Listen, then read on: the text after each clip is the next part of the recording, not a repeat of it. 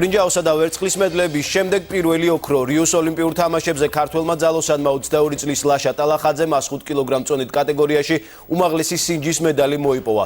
ოლიმპიადის უმაღლეს შედეგთან ერთად ტალახაძემ მსოფლიო რეკორდიც მოხსნა. ჯერჯერობით ყველაზე წარმატებული შედეგი ლაშა ტალახაძემ კვარცხლბეკზე საქართველოს ნაკრების კიდევ ერთ წევრთან გაიზიარა ამავე წონით კატეგორიაში. მესამე ადგილი და ბრინჯაოს მედალი პირადი რეკორდით ირაკლი თურმანიძემ მოიპოვა. საქართველოს ოლიმპიური ნაკრების საერთო შედეგი კი უკვე 5 მედალში ადგენს 3 ბრინჯაო, 1 ვერცხლი და 1 ოქრო.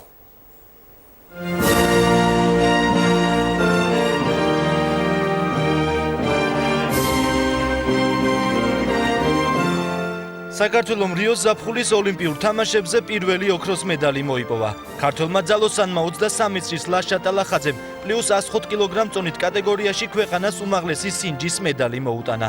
ამავდროულად ტალახაძემ ატათში 215 კილო დააფიქსირა და მსოფლიო რეკორდის დაამყარა.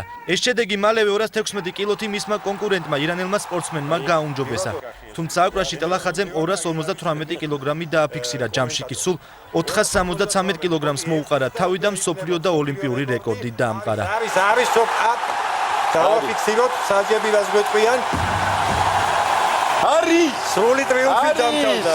არის ამავე წონით კატეგორიაში მოასპარეზე მეორე ქართველმა სპორტსმენმა ირაკლი თურმანიძემ ატათში 3-ს და გამოიყენა და 207 კილო დააფიქსირა, რასაც აკვრაში 251 დაუმატა და საბოლოო ჯამში 458 კილოგრამით მესამე ადგილი და ბრინჯაოს მედალი მოიპოვა.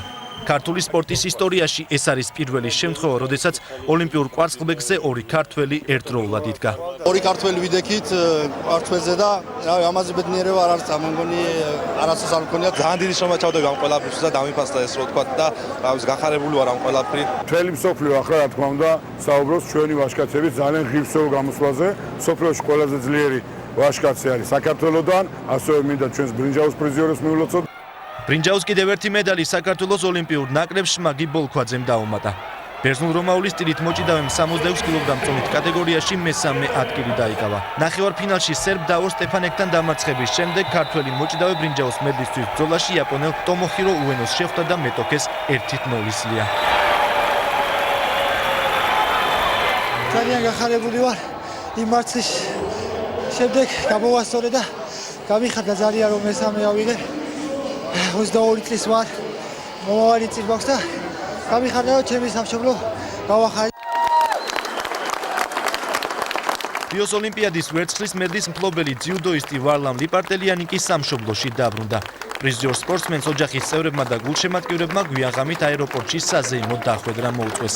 ლიპარტელიანმა ოლიმპიადაზე ძიუდოში 90 კილოგრამ წონით კატეგორიაში იასპარეზა. ფინალამდე ყველა შეხვედრა ქულის დაკარგვის გარეშე მოიგო, თუმცა ფინალურ ორთაბრძოლაში გამოსულ იაპონელ ფალავანთან მაშუ ბეიკერთან დამარცხდა. ცუდი სიტყვა იქნება რო თქვა, უკმაყოფილო ვარ თქვენ გამომდინარე ოლიმპიადაზე ყველა მედალს თავის დატვირთვა და თავისი დადებითი მხარეები აქვს, მაგრამ ვფიქრობ შემეძლო ის ერთი ნაბიჯის გადამედგა და ამიღო ოქროს მედალი, მაგრამ სამწუხაროდ ამ ეტაპზე არ გამომივიდა. მეტის იმედი მქონდა და შეეძლო კიდევაც, უბრალოდ სპორტია და ყველაფერი ხდება სპორტში.